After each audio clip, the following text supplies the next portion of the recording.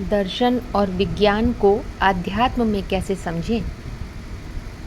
भौतिकवादी दुनिया में दर्शन और विज्ञान का अपना अपना महत्व है। तार्किक विश्लेषण के आधार पर दर्शन शक्ति पैदा करता है, जबकि भौतिकवादी दुनिया में विज्ञान कहते हैं किसी पर्टिकुलर ज्ञान को, माना किसी विषय के गहराई के ज्ञान को। हर विषय का अपना अपना विज्ञान है। लेकिन आध्यात्म में दर्शन और विज्ञान किसे कहा जाता है? आध्यात्म माना ही आत्मा के मन बुद्धि के अंदर की बातें।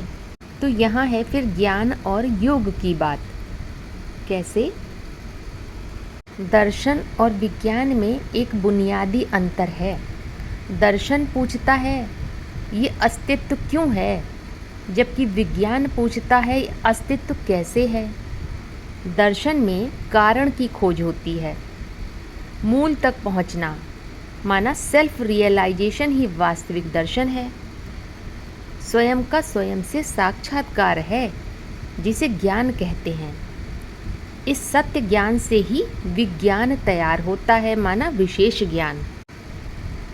तो ज्ञान होता है यूनिवर्सल का, पर्टिकुलर के ज्ञान को ज्ञान नहीं कहते हैं, जबकि विज्ञान होता है पर्टिकुलर का। सारे ही दर्शन सूत्र रूप में लिखे गए हैं।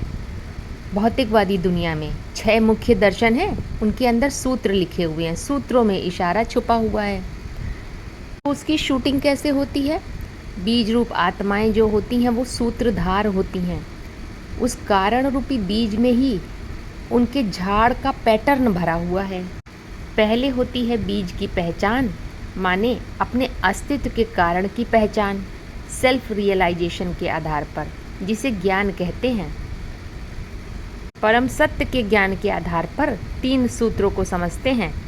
ब्रह्मा का ज्ञान सूत्र, विष्णु का ज्ञान सूत्र और शंकर का ज्ञान सूत्र, माना स्थापना, पालना और विनाश के कॉन्सेप्ट को समझते हैं। तो सिद्धांत तैयार करते हैं। ज्ञान के बाद आता है विज्ञान, जिसे कहते हैं विशेष ज्ञान, योग भी कहते हैं। जब पुरुषार्थी कैसे का प्रश्न पूछता है, तब सिद्धांत किनारे हो जाते हैं और विधि या उपाय महत्वपूर्ण हो जाता है। तब अनुभव केंद्र बन जाता है। कैसे का प्रश्न पूछना अर्थात ज्ञान के हर सूत्र को स्वयं के ऊपर अप्लाई करते जाना, जिससे बीज के झाड़ प्रत्यक्ष होता जाता। बीज के अंदर जो झाड़ है उसका पैटर्न खुलता जाता है। ये एक प्रक्रिया है, प्रकृष्ट क्रिया है, मानसिक क्रिया है, जो बोल बोल के द्वारा बताने की चीज नहीं है। इसीलिए इसे ज्ञान नहीं योग कहते हैं, जिसमें अनुभव जुड़ जाता है। क्योंकि इस प्रक्रिया से जब गुजरते हैं तभी उसका अनुभव मिलता जाता है। जैसे जड़ बीज होते हैं, उसके अंदर उसका पूरा झाड़ समाया हुआ होता है। तो जड़ बीज अगर बोल सकता तो वो उसके अंदर का झाड़ कैसे निकलता है ये वो बता नहीं सकता, जब तक वो उस प्रोसेस से गुजरे ना। और बीज को अपने को मर्ज करना पड़ता है, समाप्त करना पड़ता है, झाड़ में परिवर्तित करना पड़ता है, तब वो झाड़ प्रत्यक्ष होता है। तो बताने वाला बचा ही नहीं। ऐसे ही जैसे कोई छोटा बच्चा है या कुमार है, उसके अंदर ये क्षमता है नौजवान बनने की। अब छोटे से बच्चे से अगर पूछेंगे तो वो कभी नहीं बता पाएगा कि कुमार कैसे बनते हैं। लेकिन छोटा बच्चा धीरे धीरे जब बढ़ते हुए नौजवान बनता है, उस प्रक्रिया से गुजरता है, तो वो नौजवान में कन्वर्ट हो जाता है। अब वो छोटा बच्चा नहीं रहा बताने के लिए, अब उसका अनुभव बोलता है। इसे कहते हैं विशेष ज्ञान, विज्ञान अथवा योग।